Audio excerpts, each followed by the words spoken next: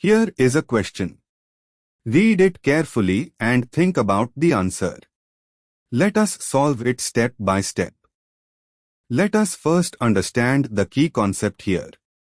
Intramolecular SN2 cyclization, Williamson ether synthesis intramolecular version.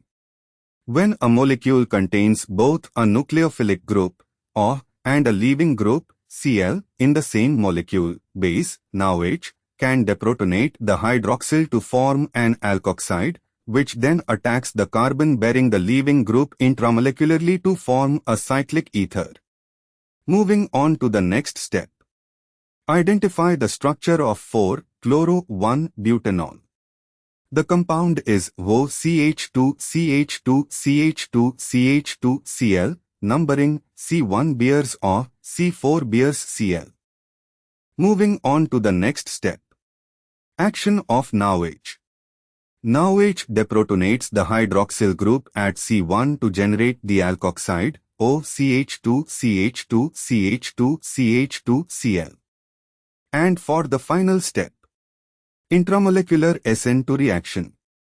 The alkoxide oxygen, nucleophile, attacks C4, the carbon-bearing Cl, the leaving group, in an intramolecular backside attack. The chain between O and C4 has 4 carbons, OC1C2C3C4, forming a 5-membered transition state and yielding a 5-membered cyclic ether, oxolane tetrahydrofuran. Count ring atoms. The ring contains O, C1C2C3C4 is equal to 5 atoms total, 5-membered ring is equal to tetrahydrofuran, THF. Why other options fail? Option A, tetrahydropyran is a 6-membered cyclic ether, which would require 5-chloro-1-pentanol, a 5-carbon chain between O and Cl.